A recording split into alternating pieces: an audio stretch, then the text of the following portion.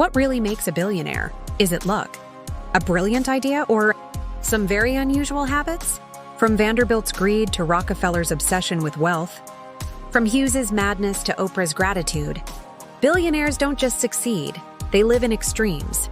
Today, we'll uncover the strange and fascinating habits of the richest people in history, and I want you to decide, are these traits genius or pure madness?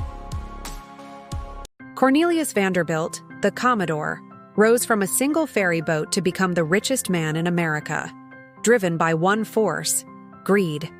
He crushed competitors with fare wars, slashing prices to pennies until rivals went bankrupt, then raised them again once he had the monopoly.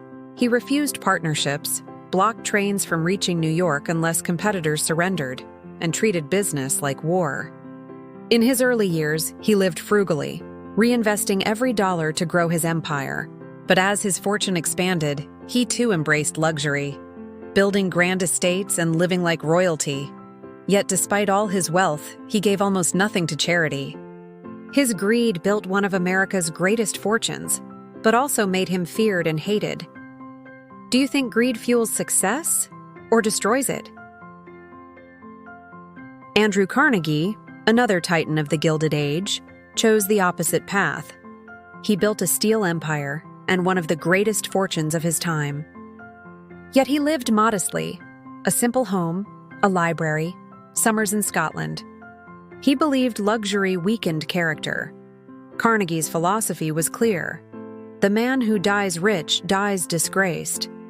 He gave away nearly all of his fortune, funding thousands of libraries, schools, and foundations. His legacy wasn't greed or hoarding. It was generosity. If you became a billionaire, would you keep your fortune or give it away? Share your thoughts in the comments. From a young age, John D. Rockefeller was obsessed with money. His sister once said, "If manna fell from heaven, John would be the first to run with his plate." He kept meticulous records of every cent, even charging interest on pennies he lent to family. His childhood dream? I want to make $100,000 and live to 100 years. But Rockefeller was also deeply religious. He tithed to his church, prayed faithfully, and believed his fortune was part of God's plan. This strange mix of faith and obsession built Standard Oil, crushed competitors, and made him the world's first billionaire. Would you call this ambition or obsession? Howard Hughes, aviator, movie tycoon, and billionaire, was a genius, but also a prisoner of his own mind. He broke aviation records, revolutionized Hollywood, and built a business empire. But behind the success was an obsession that consumed him. Hughes scrubbed his hands until they bled, terrified of germs. He locked himself in dark hotel rooms for months, refusing to see anyone. He demanded absolute control over every detail, from the way his movies were filmed to the rivets on his airplanes. His brilliance made him a legend. His obsession made him a recluse. By the end, the man who once ruled the skies and the silver screen was living in isolation, trapped by rituals he couldn't escape. Was Howard Hughes's life proof that obsession fuels greatness, or that it destroys it? Share your thoughts in the comments. Before we look at today's billionaires and ask if they're repeating the patterns of Vanderbilt and Rockefeller or creating something new, hit like and subscribe so you don't miss it. Oracle founder Larry Ellison lives in luxury.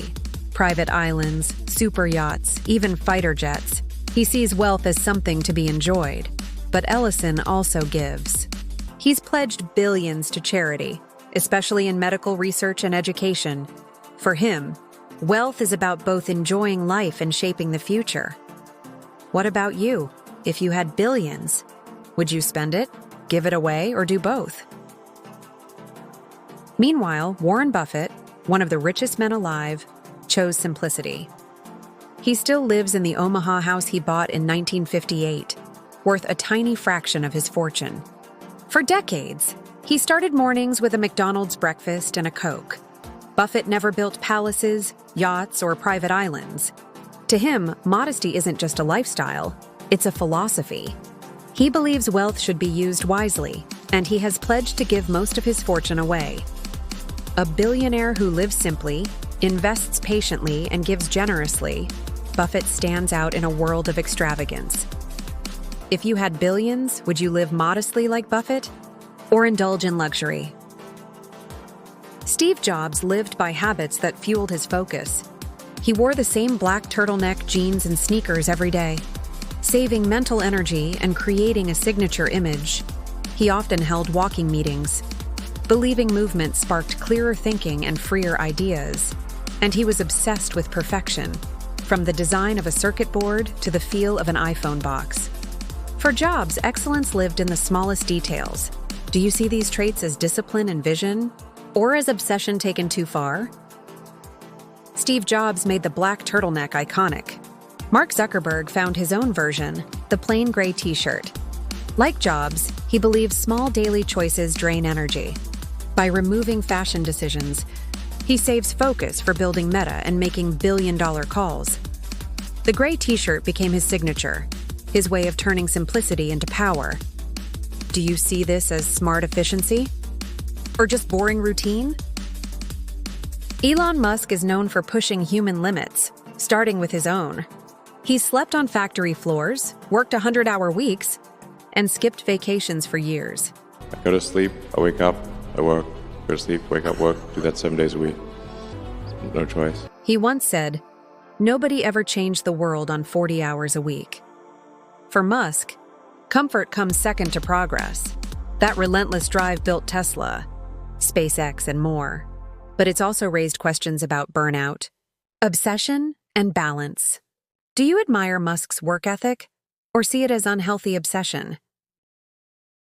Jeff Bezos built one of the world's largest companies, but unlike Elon Musk, he protects his balance. Bezos insists on 8 hours of sleep, avoids early meetings, and makes his toughest decisions before lunch when his mind is sharpest. For him, success isn't about endless hours. It's about clear thinking and long-term energy. Do you think balance creates better results than obsession? Oprah Winfrey attributes her success to mindset.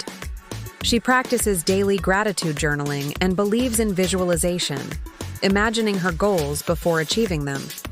She says, "If you can see it and believe it, it's possible." Do you believe mindset can shape destiny?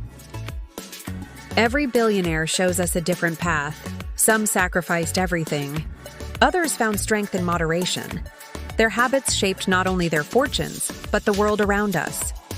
So what do you think? Is lasting success born from obsession, balance, or something in between? If this was interesting, stay tuned. We'll explore even more habits and obsessions of billionaires in the next videos.